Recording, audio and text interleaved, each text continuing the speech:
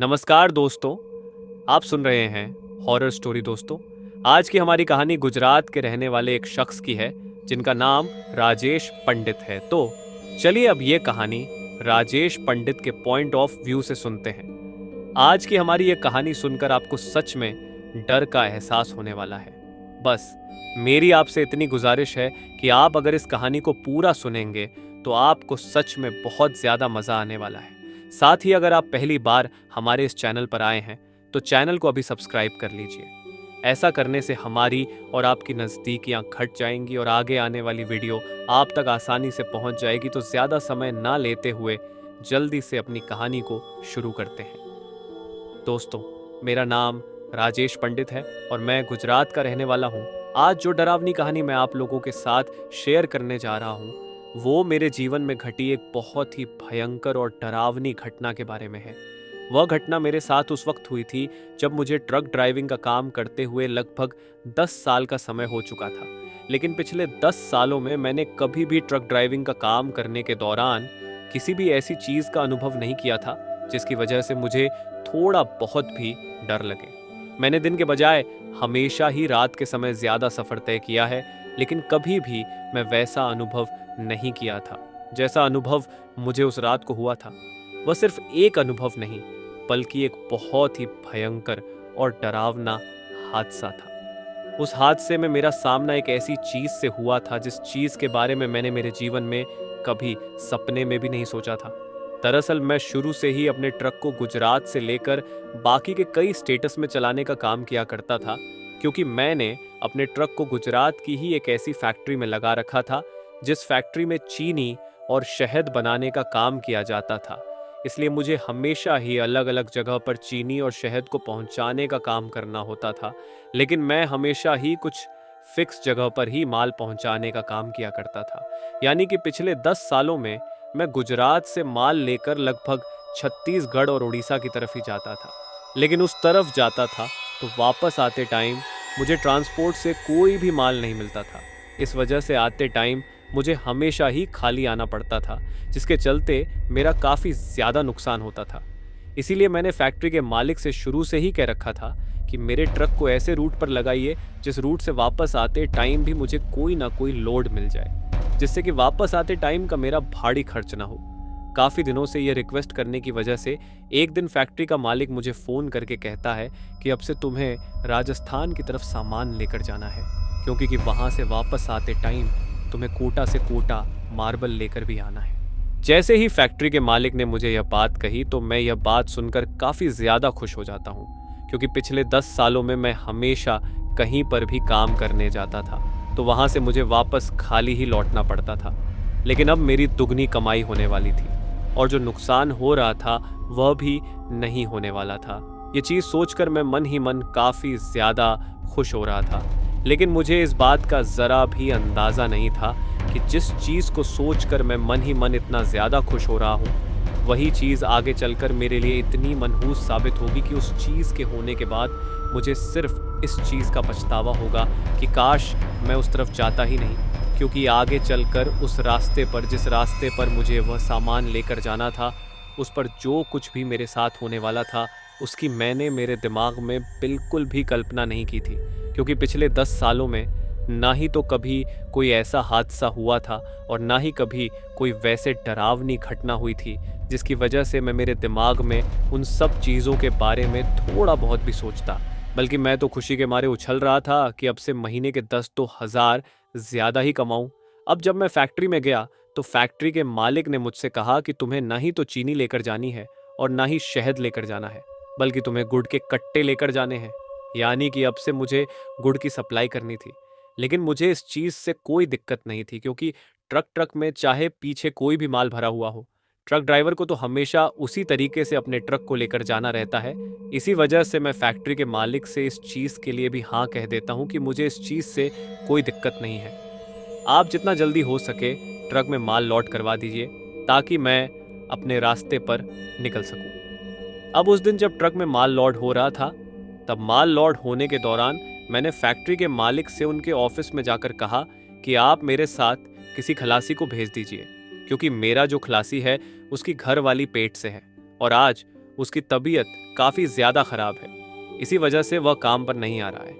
ये बात सुनते ही फैक्ट्री का मालिक भी काफ़ी सोचने लगता है और कुछ देर सोचने के बाद मुझे कहता है कि आज तो तुम्हारे लिए किसी भी खलासी की व्यवस्था नहीं हो पाएगी, क्योंकि जो भी लोग खलासी का काम करते थे वह पहले से ही ट्रैकों पर जा चुके हैं और जो लोग बचे हुए हैं वह फैक्ट्री में काम करने वाले मजदूर ही हैं। उनको ट्रक पर काम करने का कुछ भी नॉलेज नहीं है। इसी वजह से आप आज तुम किसी भी तरह से एक डिलीवरी अकेले ही करो, बाकी कल से मैं देखता हूँ। अगर तुम्हारे लिए कोई खलासी का इंतजाम हो पाता है तो मैं ज़रूर करूँगा। अब फैक्ट्री के मालिक से यह बात सुनते ही मैं भी थोड़ा निराश हो जाता हूँ, क्योंकि बहुत से काम ऐसे होते हैं जो रास्ते में कई बार हो जाते हैं और उन कामों में हमेशा ही खलासी की ज़रूरत पड़ती है। अब ऐसे में मैं अकेला उन सब चीज़ों को कैसे संभाल पाऊंगा। उस वक्त मैं यही सोच रहा था, लेकिन फिर मैं अपने आप से ही कहता हूँ कि एक ही बार की तो बात है, अगले चक्कर से तो किसी ना किसी को हम अपने साथ पकड़ ही लेंगे। यही चीज़ सोचकर अब मैं जैसे ही ट्रक में माल लौट होता है तो अपने ट्रक को उस फैक्ट्री से लेकर निकल पड़ता हूँ। अब मुझे गुजरात से राजस्थान के कोटा शहर तक का सफ़र तय करना था। रास्ते में मैंने एक दो जगह पर रुककर बीच बीच में हल्का फुल्का नाश्ता भी किया था और फिर जैसे ही दिन ढलने लगा तो मैंने अपने ट्रक की रफ्तार बढ़ा दी थी, क्योंकि रात के समय रास्ते में इतना ज़्यादा ट्रक नहीं होता है जितना कि दिन के वक्त होता है। इसी वजह से दिन ढलने के साथ साथ रास्ते से ट्रैफिक थोड़ा बहुत कम होता जा रहा था और जैसे जैसे ट्रैफिक कम होता जा रहा था वैसे वैसे ही मेरे ट्रक की रफ्तार भी बढ़ती जा रही थी। लेकिन उस वक्त मुझे इस बात का ज़रा भी अंदाज़ा नहीं था कि मेरे ट्रक की रफ्तार मेरी मंजिल की तरफ नहीं बल्कि मेरी मौत की तरफ बढ़ रही है, क्योंकि आगे चलकर मेरा एक ऐसी चीज़ से सामने होने वाला था जो कि शायद काफ़ी लंबे समय से उस जगह पर घात लगाकर बैठी थी, या फिर वह हमेशा ही उस रास्ते से गुजरने वाले हर इंसान के साथ कुछ वैसा ही करती थी। अब आप लोग मेरी इन बातों को सुनकर सोच रहे होंगे कि मैं सीधा सीधा ही उस बात को क्यों नहीं बता देता, इस तरह से पहेलियाँ क्यों बुझा रहा हूँ। तो आप लोगों से मैं सिर्फ यही कहूँगा कि थोड़ा सब्र रखिए, कहानी में आगे चलकर आप लोगों को सब कुछ पता चलने वाला है। लेकिन उस बात तक पहुँचने से पहले मैं आपसे ये भी कह देता हूँ कि अगर कोई कमज़ोर दिल वाला इस कहानी को सुन रहा है तो वो यहीं से इस कहानी को सुनना बंद कर दे, क्योंकि आगे चलकर इस कहानी में जो कुछ भी होने वाला है वो सच में इतना ज़्यादा डरावना है कि उन सब चीज़ों को सुनकर कहीं ना कहीं आपके डर का स्तर काफ़ी ज़्यादा बढ़ सकता है, जिसकी वजह से आपके साथ कोई भी दुर्घटना हो सकती है। इसे आप मेरी तरफ से एक चेतावनी ही समझ सकते हैं। अब जैसा कि मैंने आपको बताया कि दिन ढलने से पहले मैंने 2 जगह पर रुक कर हल्का फुल्का नाश्ता कर लिया था। इसी वजह से अब मेरे पेट में भूख बिल्कुल भी नहीं थी। इसी वजह से उस वक्त मैं ट्रक चलाते हुए सोच रहा था कि अब मैं सुबह के वक्त ही खाना खाऊंगा, क्योंकि रात के वक्त खाना खाने के बाद ट्रक चलाते वक्त नींद काफ़ी ज़्यादा आती है और ऐसे में किसी भी दुर्घटना के होने के चांसेस बहुत ज़्यादा रहते हैं। इसीलिए मन में ये बात सोचकर मैं अब काफ़ी तेज़ रफ्तार के साथ अपनी मंजिल की तरफ बढ़ता जा रहा था।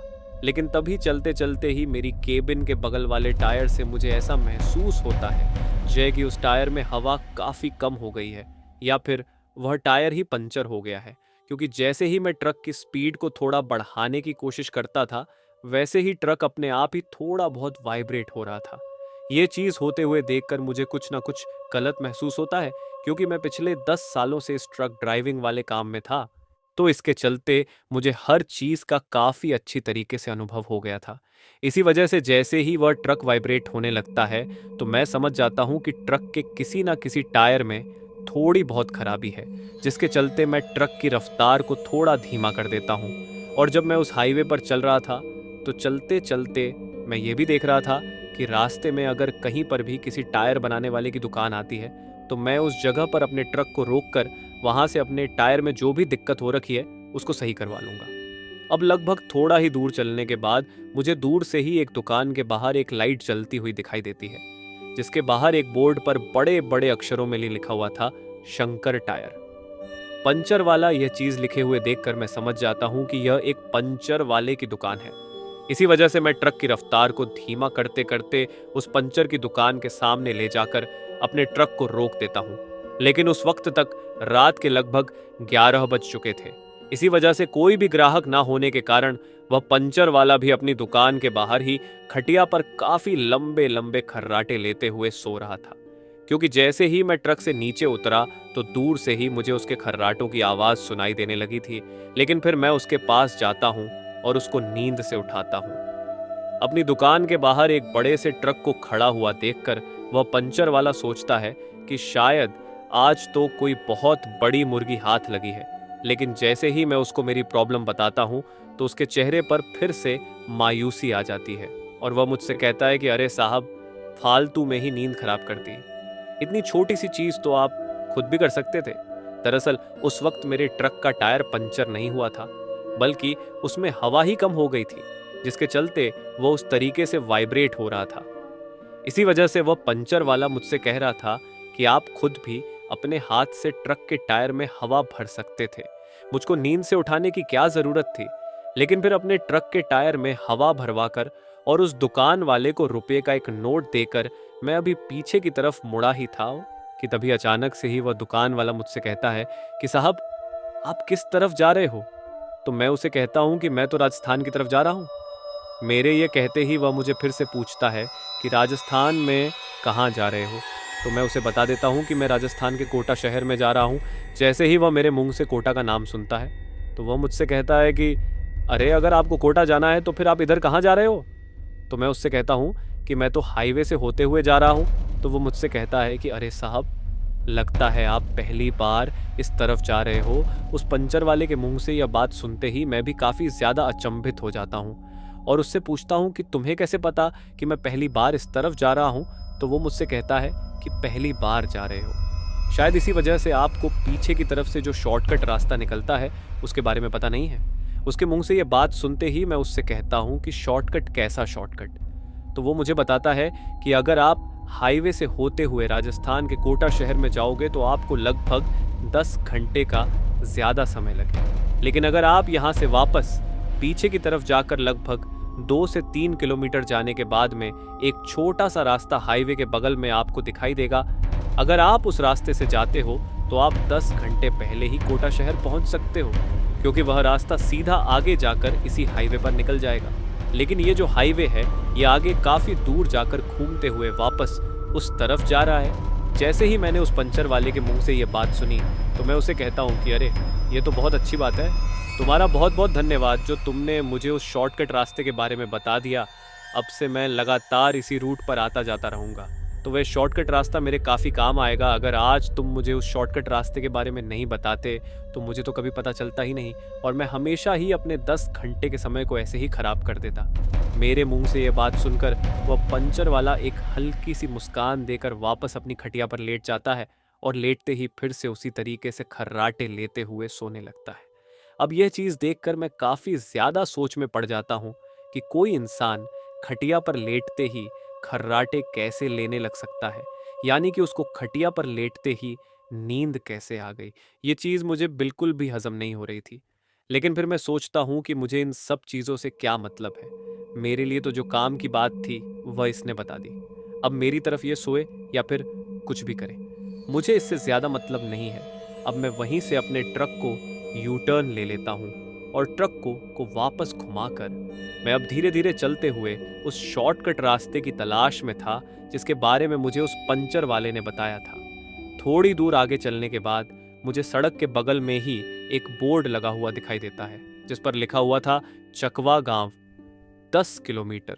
उस चीज को देखकर मैं सोचता हूँ कि शायद आगे चलकर कोई गांव होगा जिसका नाम चकवा है और वह यहाँ से 10 किलोमीटर दूर है। इसी वजह से इस बोर्ड पर ऐसा लिखा हुआ है।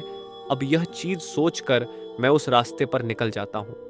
लेकिन उस रास्ते पर निकलने से पहले मुझे एक पल के लिए भी यह नहीं लगा था कि आज मैं कितनी बड़ी मुसीबत में जा रहा हूँ। शायद उस चीज से मैं जिंदा लौट कर भी नहीं आने वाला था। अब मैं उस रास्ते पर बिल्कुल बेखौफ होकर चला जा रहा था। चलते चलते मैं उस रास्ते पर लगभग 5 से 7 किलोमीटर तक आ गया था। लेकिन जैसे जैसे मैं उस रास्ते पर अंदर की तरफ आता जा रहा था वैसे वैसे ही वह रास्ता काफ़ी गहरा और डरावना होता जा रहा था, क्योंकि शुरू में जब उस हाईवे से मैं उस रास्ते पर निकला था तो रास्ते के दोनों तरफ काफ़ी लंबे लंबे और खाली पड़े हुए खेत मुझे दिखाई दे रहे थे, जहाँ से मैं दूर दूर तक देख सकता था। लेकिन जैसे जैसे मैं अंदर आता गया वैसे वैसे ही उस रास्ते के दोनों तरफ मुझे छोटे छोटे पेड़ उगे हुए दिखाई देने लगे। लेकिन चलते चलते वह पेड़ आगे की तरफ काफ़ी लंबे होते हुए मुझे दिखाई दे रहे थे। और एक जगह तो ऐसी आ गई थी जहाँ से वह रास्ता पूरी तरीके से सड़क के दोनों तरफ जो पेड़ थे उनसे घेरा हुआ था और ऊपर की तरफ आसमान भी दिखाई नहीं दे रहा था। ये चीज़ देखकर मैं काफ़ी सोच में पड़ जाता हूँ। उस वक्त मैं सोचने लगता हूँ कि किसी इंसान ने इन पेड़ों को इस तरीके से एक दूसरे के अंदर उलझा हुआ देखकर इनको काटने की कोशिश भी क्यों नहीं की, क्योंकि इन पेड़ों की वजह से आगे आने वाले समय में कोई बहुत बड़ा हादसा हो सकता है। पर उस वक्त मुझे उस रास्ते पर कोई भी इंसान दिखाई नहीं दे रहा था जिससे मैं इस बारे में पूछ सकता था। इसीलिए मैं उस चीज़ को नज़रअंदाज करता हुए अपने आगे आने वाले रास्ते की तरफ ध्यान देने लगता हूँ। अभी मैं उस रास्ते पर चल ही रहा था कि तभी मुझे उस रास्ते पर फिर से एक बोर्ड लगा हुआ दिखाई देता है जिस पर लिखा हुआ था चकवा गांव 2 किलोमीटर।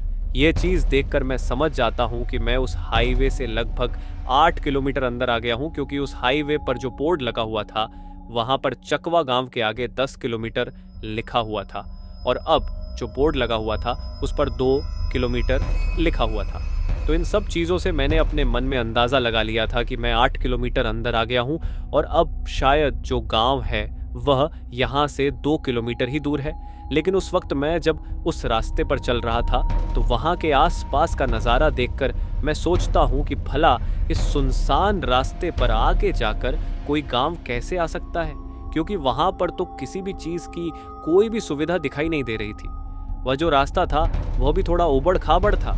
साथ ही दूर दूर तक मुझे कहीं पर भी लाइट या फिर कोई भी रोशनी जलती हुई दिखाई नहीं दे रही थी। अब जैसे जैसे मैं आगे चलता गया और जब मैंने वह 2 किलोमीटर का सफ़र भी पूरा तय कर लिया तो 2 किलोमीटर का सफ़र तय करते ही सबसे पहले मुझे उस सड़क के बगल में एक पत्थर से बना हुआ घर का ढांचा दिखाई देता है। उस ढांचे को देखकर मुझे लगता है कि शायद किसी टाइम पर यह कोई झोपड़ी रही होगी जिसकी छत अब पूरी तरीके से टूट कर बिखर गई है और यह नीचे का ढांचा ही बचा हुआ है।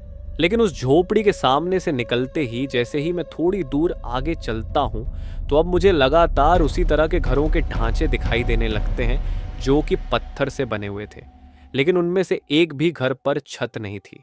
अगर कुछ घरों पर थोड़ी बहुत छत थी भी तो वह भी पूरी तरीके से गलत टूट चुकी थी।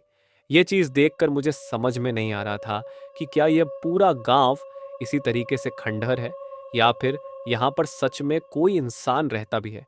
धीरे धीरे वह रास्ता और वह टूटे फूटे मकान मुझे रात के उस घने अंधेरे में काफी ज्यादा डरावने दिखाई दे रहे थे।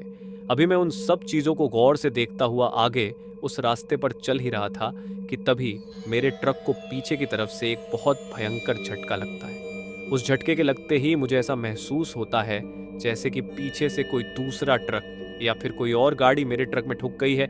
इस चीज़ का एहसास होते ही मैं तुरंत ही उसी जगह पर अपने ट्रक के ब्रेक लगा देता हूँ और अपने ट्रक को रोक देता हूँ। लेकिन उस वक्त मुझे इस बात का ज़रा भी अंदाज़ा नहीं था कि मैंने यह चीज़ करके अपने जीवन की कितनी बड़ी गलती कर दी है। उस वक्त मुझे भूलकर भी उस जगह पर ब्रेक नहीं लगाने चाहिए थे। ब्रेक लगाने के बजाय मुझे तो उस जगह से काफ़ी तेज़ रफ्तार में निकल जाना चाहिए था। लेकिन मुझे लगा कि शायद पीछे की तरफ से मेरे ट्रक का बहुत बड़ा नुकसान हो गया है या फिर हो सकता है जो भी कोई गाड़ी मेरे ट्रक से ठोकी हो उसका कोई नुकसान हो गया हो या फिर उसमें सवार किसी आदमी को कोई चोट लग गई हो। यही चीज़ सोचकर मैं उस जगह पर अपने ट्रक को ब्रेक लगा देता हूँ और ट्रक के रुकते ही सबसे पहले मैं अपनी केबिन में रखी हुई टॉर्च को उठाता हूँ और उसके बाद मैं अपने मोबाइल को उठाता हूँ। पर मोबाइल को उठाते ही जैसे ही मैंने मोबाइल में टाइम देखा तो मुझे दिखाई देता है कि उस वक्त रात के फिक्स 1-2 बज रहे थे। यानी कि उस वक्त 1-2 बजे ही तो 1 मिनट कम थी और ना ही 1 भी मिनट ज़्यादा हुई थी। कहने का मतलब वो जो झटका मुझे लगा था वह रात के फिक्स 2 बजे ही लगा था। एक पल के लिए तो उस टाइम को देखकर मुझे थोड़ा डर भी लगता है। मैं मन ही मन सोचता हूँ कि कहीं मैं कुछ गलत तो नहीं कर रहा हूँ, पर मैं शुरू से ही अंधविश्वास से काफ़ी ज़्यादा दूर था। इसी वजह से मैं सोचता हूँ कि एक्सीडेंट तो किसी भी वक्त हो सकता है। मुझे इन सब चीज़ों की तरफ ज़्यादा ध्यान ना देते हुए नीचे उतरकर पीछे जाकर देखना चाहिए कि कौन सी गाड़ी मेरे ट्रक से टकराई है। इसीलिए मैं तुरंत अपने केबिन के फाटक को खोलकर नीचे उतरता हूँ और नीचे उतरते ही सबसे पहले मैं अपनी टॉर्च की लाइट चालू कर देता हूँ। टॉर्च की लाइट चालू करने के साथ साथ ही मैंने अपने फ़ोन में वीडियो रिकॉर्डिंग भी चालू कर दी थी, यानी कि मैंने फ़ोन का कैमरा चालू कर दिया था और केबिन से उतरते वक्त ही मैंने उसमें रिकॉर्डिंग चालू कर दी थी, क्योंकि हम ट्रक ड्राइवर लोगों को इन सब चीज़ों का काफ़ी ज़्यादा अनुभव होता है। जब कभी भी किसी ट्रक से कोई गाड़ी टकरा जाती है तो सभी को लगता है कि ट्रक ड्राइवर की ही गलती है, बल्कि ऐसा हमेशा होता नहीं है। और फिर एक भीड़ का झुंड हमेशा ट्रक ड्राइवर को मारने के लिए उसके ऊपर चढ़ जाता है। इसी वजह से मैं अपनी सेफ्टी के लिए पहले से ही शुरू से ही वीडियो बनाना स्टार्ट कर देता हूँ, क्योंकि मुझे पता था कि आगे चलकर मेरे ऊपर ही अंजाम आने वाला है कि मेरी गलती से गाड़ी ट्रक में ठुक गई है। अभी मैं टॉर्च की रोशनी में मोबाइल में वीडियो बनाते हुए ट्रक के पीछे की तरफ जा ही रहा था, लेकिन जैसे जैसे मेरे कदम ट्रक के पीछे की तरफ गए वैसे वैसे ही मैं काफ़ी ज़्यादा अचंभित हो गया और ट्रक के पूरा पीछे जाते ही तो मेरे होश उड़ जाते हैं, क्योंकि जैसे ही मैं पीछे जाता हूँ तो मुझे दिखाई देता है कि ट्रक के पीछे तो कोई भी गाड़ी नहीं है वहाँ पर, ना ही तो कोई गाड़ी थी ना ही कोई और चीज़, यानी कि सड़क पूरी तरीके से सुनसान पड़ी हुई थी। ये चीज़ देखकर मैं काफ़ी ज़्यादा सोच में पड़ जाता हूँ। मैं सोचता हूँ कि आखिर ऐसा कैसे हो सकता है, क्योंकि जो झटका उस वक्त मुझे लगा था वो इतना ज़्यादा भयंकर था कि उस चीज़ को महसूस करते ही मुझे ऐसा लगा कि जैसे कोई काफ़ी तेज़ रफ्तार गाड़ी मेरे ट्रक में आकर ठुक हो।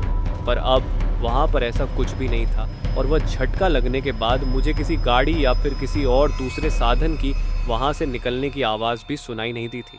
ये चीज़ होते ही मेरे दिमाग में अब अलग अलग तरह के विचार आने लगते हैं। उस वक्त उस सड़क के दोनों तरफ वह खंडहर नुमा मकान भी मुझे काफ़ी अच्छी तरीके से दिखाई दे रहे थे और उन खंडहर नुमा मकान के अंदर से अजीब अजीब तरह के जानवरों के भौंकने और चल आने की आवाज़ें आ रही थी, जो कि अक्सर रात के सफ़र करते हुए हम लोगों को रास्ते के बगल से सुनाई देती थी। लेकिन उन जानवरों की भौंकने और चिल्लाने की आवाज़ के बीच उस वक्त मुझे एक ऐसी आवाज़ भी सुनाई दे रही थी जो शायद किसी जानवर की नहीं थी।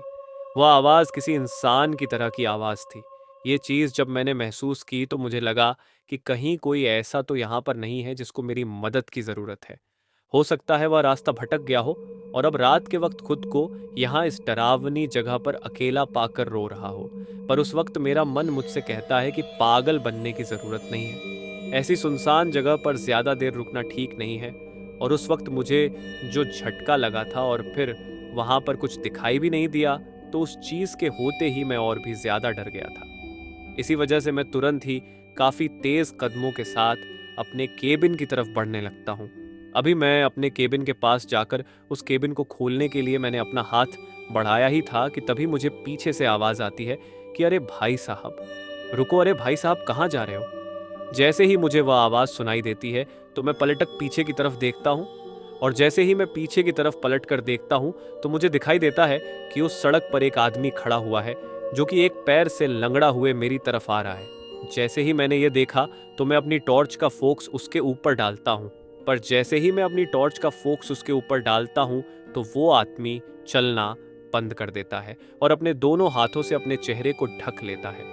उसको ऐसा करते हुए देखकर मुझे लगा कि शायद टॉर्च की रोशनी उसकी आंखों में पड़ रही है, इसी वजह से वह अपने दोनों हाथों से अपने चेहरे को ढक रहा है। लेकिन फिर मैं उसके ऊपर फोकस डालना बंद कर देता हूँ। जैसे ही मैं उसके ऊपर फोकस डालना बंद करता हूँ तो वह फिर से चलते हुए मेरी तरफ आने लगता है, पर वह अब भी उसी तरीके से लंगड़ा हुए मेरी तरफ आ रहा था जैसा मुझे वह शुरू में चलता हुआ दिखाई दिया था। पर जैसे जैसे वह मेरे थोड़ा करीब आता गया वैसे वैसे मुझे दिखाई देता है कि उसके मुंह से काफ़ी ज़्यादा खून निकल रहा है और उसके होठों के दोनों तरफ अजीब सा घाव बना हुआ है। साथ ही उसके कपड़े भी थोड़े बहुत फटे हुए हैं और उसके हाथ पैरों से मांस के चिथड़े बाहर निकले हुए हैं। ये चीज़ देखते ही मैं सोच में पड़ जाता हूँ कि भला ये इंसान इतनी बुरी तरीके से कैसे टूटा फूटा हुआ है। लेकिन जैसे ही वह मेरे पास आता है और मेरे पास आने के बाद इससे पहले कि वह कुछ बोलता, उससे पहले ही मैं उसे पूछता हूँ कि अरे भाई साहब, आपकी ये हालात कैसे हो गई हैं और ये खून कैसे बाहर आ रहा है। आपके मुंह से मेरी ये बात सुनते ही वह एक कर हाती हुई आवाज़ में मुझसे कहता है कि वह तो आपको थोड़ी ही देर में समझ में आ जाएगा, लेकिन पहले आप मुझे ये बताओ कि आप किस तरफ जा रहे हो। तो मैं उसे बता देता हूँ कि मैं आगे की तरफ ही जा रहा हूँ। लेकिन आप ये बताइए कि आपकी यह हालत कैसी हुई? तो वो आदमी मुझसे कहता है कि कुछ नहीं। मैं काफ़ी तेज़ रफ्तार में अपनी कार चलाते हुए आ रहा था और वह कार पीछे की तरफ से आपके ट्रक से टकरा गई। टकराने के बाद पलटी खाकर सड़क के बगल में वह जो खाई है, उस खाई में जाकर गिर गई है। किसी तरह मैं अपनी जान बचाकर उस कार से निकल कर आया हूँ। अब उस आदमी के मुंह से ये बात सुनते ही शुरू में तो मैं उसके ऊपर थोड़ा गुस्सा करता हूँ कि ठीक तरीके से नहीं चला सकते। अगर अभी कोई बड़ा हादसा हो जाता तो मैं मेरे मालिक को क्या जवाब देता। लेकिन फिर उस आदमी को उस तरीके से दर्द में कराता हुआ देखकर मुझे उसके ऊपर थोड़ी दया भी आ जाती है। उस वक्त मैं सोचता हूँ कि जो होना था वह तो हो गया। अब इसके ऊपर गुस्सा करने से वह चीज़ ठीक तो होने से रही। लेकिन फिर मैं उससे कहता हूँ कि मुझे तो कहीं पर कोई भी गाड़ी दिखाई नहीं दे रही। तो वह आदमी मुझसे कहता है कि दरअसल मेरी जो कार थी वो काले रंग की कार थी और वह अब उस सड़क के बगल में खाई में पड़ी हुई है। अंधेरा होने की वजह से काले रंग की कार दूर से दिखाई नहीं दे रही है। अगर आप पास में जाकर उस खाई में देखेंगे तो वहां पर आपको वह कार पड़ी हुई काफ़ी ठीक तरीके से दिखाई देगी। उसके मुंह से ये बात सुनते ही मैं अपनी टॉर्च की रोशनी चालू करता हूँ और अपने कदमों को उस सड़क के बगल में जो छोटी सी खाई थी उस तरफ बढ़ाने लगता हूँ। लेकिन उस वक्त मैं एक चीज़ नोटिस करता हूँ कि जैसे ही मैंने अपनी टॉर्च की रोशनी चालू की तो टॉर्च की रोशनी चालू करते ही फिर से वह आदमी अपने दोनों हाथों से अपने चेहरे को ढक लेता है। बल्कि इस बार तो मैंने टॉर्च का फोकस उसके चेहरे के ऊपर डाला भी नहीं था। लेकिन उस वक्त मैं इस चीज़ पर ज़्यादा गौर न करते हुए सड़क के बगल में जो कार पड़ी हुई थी उसको देखने के लिए चला जाता हूँ। अभी मैं उस सड़क के ढलान से थोड़ा नीचे उतरकर उस खाई की तरफ झुककर खाई में ये देखने की कोशिश कर ही रहा था और उसका हुलिया पूरी तरीके से एक औरत का हो जाता है। यह चीज़ होते ही मैं समझ जाता हूँ कि यह कोई इंसान नहीं है, बल्कि यह तो कोई छलावा है जिसने आज सुनसान रास्ते पर मुझे अपने जाल में फंसा लिया है। लेकिन उस औरत का रूप लेते ही वह एक ही पल में फिर से उस आदमी के रूप में आ जाता है। आदमी के रूप में आने के बाद कुछ ही देर में वह एक बच्चे के रूप में भी मेरे सीने पर बैठा हुआ मुझे दिखाई देता है। यह चीज़ होते हुए देखकर मैं समझ जाता हूँ कि यह कोई बहुत ही भयंकर छलावा या फिर कोई चकवा भूत है जिसने मुझे आज चकमा देकर अपना शिकार बना लिया है। लेकिन तभी वह फिर से उस औरत वाले डरा रूप में आ जाता है। अब मुझे दिखाई देता है कि उसका चेहरा इतना भयंकर और डरावना है कि उसके चेहरे की बनावट इस तरीके की हो गई है कि अगर उसको कोई रात के समय अचानक से देख ले तो देखते ही डर के मारे वहीं पर मर जाए, क्योंकि उस वक्त उसके चेहरे से हर जगह से खून रीस रीस कर निकल रहा था। साथ ही उसकी आंखों की पलकों से मांस के थड़े लटक रहे थे और उसके लंबे लंबे नुकीले दांत उसके जबड़े को और उसके होठों को फाड़ते हुए बाहर की तरफ आ रहे थे। साथ ही उसके मुंह से एक खून की लार टपक रही थी जो अब मेरे गले और गर्दन पर गिर रही थी। इसके अलावा उसके जो सिर के बाल थे वो इस तरीके के दिखाई दे रहे थे जैसे कि किसी ने कई सालों से बालों में कंघी ना की हो और वह बाल एक दूसरे में बुरी तरीके से उलझ गए हों। उन बालों में मुझे कुछ सफ़ेद सफ़ेद रंग के कीड़े भी रेंगते हुए दिखाई दे रहे थे। इसके साथ ही उसके शरीर का और उसके हाथों का जो स्पर्श था वह इतना सूखा और रूखा हुआ था जैसे कि कोई बहुत ही पुरानी और निर्जीव वस्तु को मैं छू रहा हूँ। इसके साथ ही उसके हाथों के जो नाखून थे वह उसकी उंगलियों से भी ज़्यादा लंबे थे और उन नाखूनों में मुझे सूखा हुआ खून और कुछ मांस के चीथड़ फंसे हुए दिखाई दे रहे थे। ये चीज़ देखते ही मैं समझ जाता हूँ कि यह कोई बहुत ही भयंकर और डरावनी आत्मा है जो कि शायद किसी छल्ला या फिर चकवा भूत का रूप है। अब मैं मेरे पूरे बदन पर उसके उस डरावने रूप को देखकर एक अजीब सी कपकपी लगी हुई थी। साथ ही मेरी आंखें भी चकरा रही थी। मुझे ऐसा लग रहा था कि मैं थोड़ी ही देर में बेहोश होने वाला हूँ। उस वक्त तक मेरे थोड़े बहुत कपड़े भी फट चुके थे और उन फटे हुए कपड़ों से जैसे ही उसने मेरी बाजू को देखा तो वो अपने उन नुकीले नाखूनों से मेरी बाजू को कुरेद लगता है और कुरेते कुरेते ही वो उन लंबे लंबे नाखूनों को मेरी बाजू के अंदर घुसा देता है। जैसे ही वह नाखूनों को मेरी बाजू के अंदर घुसा आता है तो उस पूरे आसपास के इलाके में मेरी एक बहुत ही भयंकर चीख गूंज जाती है। उस वक्त मैं इतनी बुरी तरीके से दर्द में चिल्ला रहा था कि मुझे समझ नहीं आ रहा था कि मैं इस दर्द को कैसे सहन करूं, क्योंकि उसने मेरे बाजू के अंदर अपने नाखून घुसा कर उसके अंदर से मेरे मांस को निकाल लिया था और वो उस मांस को खा रहा था। इसके साथ ही जब उस बाजू से खून निकल रहा था तो वह अपने उन कीले और लंबे लंबे दांतों वाले मुंह से मेरे उस खून को पीने लगा था। उस वक्त मैं अपने आप को एक बहुत ही भयंकर स्थिति में महसूस कर रहा था। तभी मैं मन ही मन भगवान से प्रार्थना करने लगता हूँ कि हे भगवान, मुझे इतना क्यों तड़पा रहे हो? अगर आपको मारना ही तो एक झटके में ही मार दो। इसके द्वारा मुझे इतनी चोट पहुंचाने के बाद भी आखिर मैं जिंदा क्यों हूँ? अब तक तो मुझे मर जाना चाहिए था। और अगर आप मुझे मारना नहीं चाहते हो तो फिर इस स्थिति से मुझे कैसे भी बाहर निकालो। अभी मैं मन ही मन भगवान से प्रार्थना कर ही रहा था कि तभी मेरे दिमाग में अचानक से एक चीज़ आती है। उस वक्त मुझे याद आता है कि जैसे ही मैं टॉर्च को ऑन करके इस लावे के ऊपर फोक्स डाल रहा था तो ये उस फोक्स से, उस रोशनी से बचने की कोशिश कर रहा था। अब शायद वह टॉर्च और वह रोशनी ही मेरी जान बचा सकती थी। इसी वजह से मैं अपने दोनों हाथों को इधर उधर मारने लगता हूँ। पर उस वक्त मुझे मेरी टॉर्च कहीं पर भी दिखाई नहीं दे रही थी। टॉर्च तो मुझे कहीं भी दिखाई नहीं दे रही थी, लेकिन उस वक्त मुझे इतना पता था कि टॉर्च की रोशनी ऑन है, क्योंकि एक कोने में मुझे हल्का सा फोक्स दिखाई दे रहा था और जिस तरफ से मुझे वह फोक्स दिखाई देता है मैं अपने एक हाथ को उस तरफ करने लगता हूँ धीरे धीरे। जैसे जैसे मैं अपने हाथ को उस तरफ बढ़ाने लगता हूँ तो मुझे अचानक से ही मेरी टॉर्च के होने का एहसास होता है।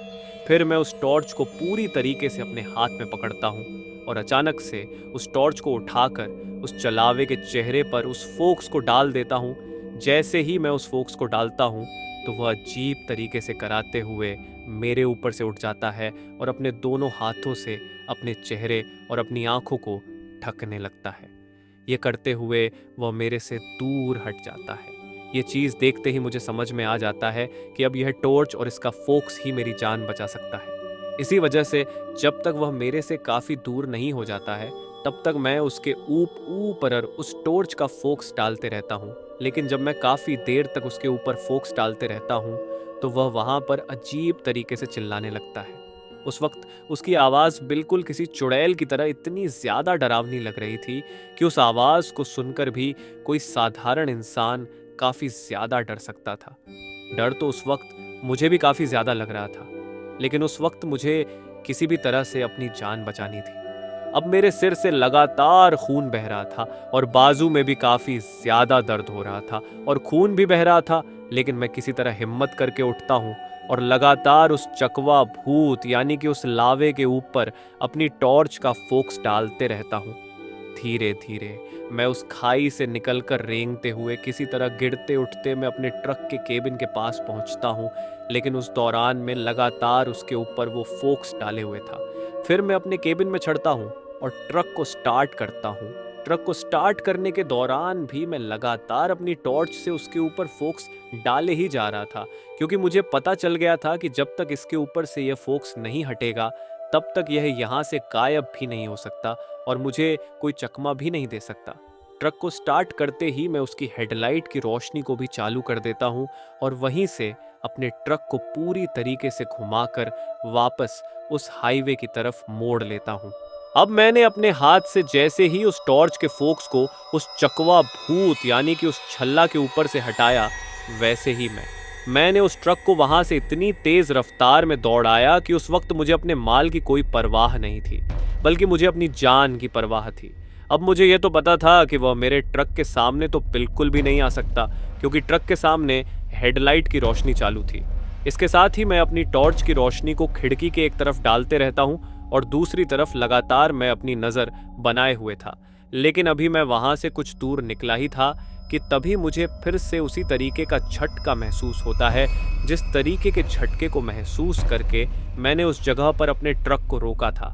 पर इस बार जब मुझे वह झटका लगा तो मुझे समझ में आ गया कि वह छलावा मेरे ट्रक के सामने तो नहीं आ सकता, लेकिन वह पीछे से मेरे ट्रक को नुकसान पहुंचाने की कोशिश कर रहा है। तभी मैं वहां से और भी तेज रफ्तार में अपने ट्रक को भगाने लगता हूं, लेकिन उस दौरान मेरी आंखों के सामने बार बार एक मकड़ी का छाला सा आ रहा था और मुझे ऐसा महसूस हो रहा था कि मैं थोड़ी ही देर में बेहोश होने वाला हूं। उस दौरान मेरे सिर से भी लगातार खून बह रहा था लेकिन मैं किसी भी तरीके से कोशिश करके उस हाईवे के पास में आ जाता हूँ। हाईवे के पास में आने के बाद में मैं सीधा आगे की तरफ जाने लगता हूँ और उस पंचर वाले के पास में जाने की कोशिश करने लगता हूँ जिसने मुझे उस रास्ते के बारे में बताया था।